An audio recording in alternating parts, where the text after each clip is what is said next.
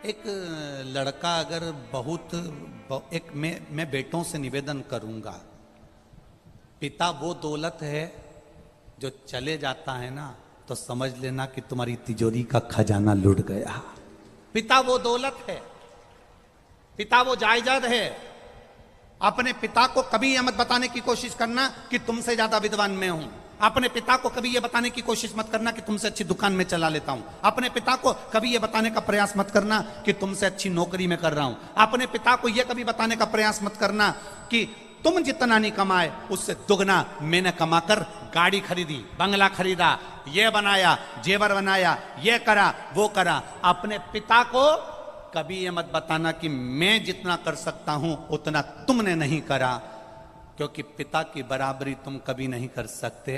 क्योंकि पिता पिता होता है, उसने अपना पूरा जीवन जो कमाया वो तेरी विद्या में लगाया, जो कमाया तेरी पढ़ाई में लगाया, जो कमाया तुझे अव्वल बनाने में लगा दिया।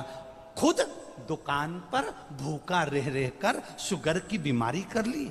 टिफिन आता था, नहीं खाता था। थोड़े दो ग्राहक और देख लेता हूं, दो ग्राहक और देख लेता हूं, थोड़ी देर से खाना खाऊंगा, थोड़ी देर से भोजन करूंगा, थोड़ी देर से रोटी खाऊंगा। दो ग्राहक के चक्कर में मेरे बेटे की फीस जमा करना है। बाहर पढ़ने गया है, मुंबई पढ़ने गया है, पूना पढ़ने गया है, जयपुर पढ़ने गया है, कोटा पढ़ने गया है, जोधपुर गया है, मेरे बेटे की फीस जमा करना है। वो दो ग्राहक ज्यादा के चक्कर में भूखा रहता रहता रहता रहता बीपी और शुगर की बीमारी कर ली।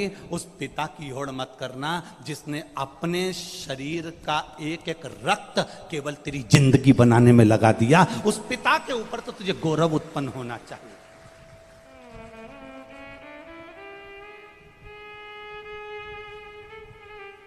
बड़ा दुख होता है जब किसी के मोबाइल पर हम स्टेटस पर देखते हैं ना और वो लिखते हैं माय वाइफ माय लाइफ। बड़ा दुख होता है जब किसी के मोबाइल के स्टेटस पर देखा जाता है कि माय वाइफ माय लाइफ। तुम्हारे लाइफ बनाने में तुम्हारी वाइफ ने क्या क्या करा एक बार पत्र में लिख के तो भेज भेरू, मैं तो इंतजार में बैठा हूं।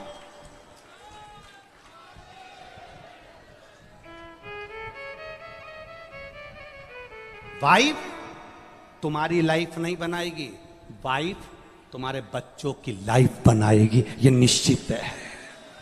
वाइफ, हां, वाइफ किस जगह पर खड़ी होती है? वाइफ लाइफ कब होती है?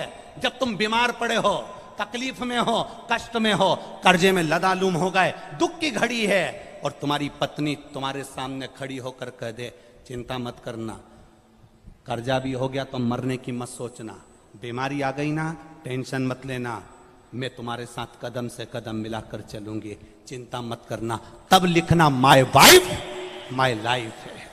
ये मुझे ज्ञान दे रही है, ये मुझे समझा रही है, ये मुझे ज्ञान का स्मरण करा रही है। और नहीं तो अपने मोबाइल पर लिखना चाहिए my father my mother my life. मेरा पिता और मेरी माँ ही मेरी लाइफ है जिसने मेरी जिंदगी बनाई है। हम तुम्हारी पत्नी का विरोध नहीं कर रहे, क्योंकि हमें तुम्हारी पत्नी का विरोध करना भी नहीं है। जैसी मिली है तुम निभा रहे हो, हम तुम्हारी पत्नी का क्या विरोध करें। हमारा इतना सा कहना है तुम्हारी पत्नी तुम्हारी दुख की घड़ी में सामने खड़ी हो, तुम्हारी पत्नी तुम्हारे दुख के समय पर तुम्हारे सामने खड़े होकर कह रही हो चिंता मत करो, कोई बात नहीं, पैसा नहीं है ना, अब की बार साड़ी नहीं लेंगे करवा चौथ पर, मेरे पास बहुत पड़ी है, जेवर पड़ा है, तुम चिंता मत करना। अगर दुख की घड़ी आ भी गई पूरा जेवर उठा कर दे दूंगी, तुम्हें कर्जे से मुक्त कर दूंगी, तुम चिंता मत करना, तुम चिंता मत करना। एक बात याद रखना, जब हमारे घर में दुख आता है तब हमारे घर का सोना बैंक में जाता है या दुकान पर जाता है, काय के लिए? गिरवे रखने के लिए या बिकने के लिए? बोलो सही है कि गलत है? जब दुख आता है तब घर का सोना दुकान पर जाता है, जब दुख आता है घर का सोना सुनार की दुकान पर जाता है, सुनार को पूछता है तुम तो हमारे परिचित हो, ऐसा क्या तकलीफ आ गई जो इतना सारा भाभी का पूरा जेवर लिया है, तुम्हारी मम्मी का पूरा जेवर लिया है, क्या हो गया ऐसा?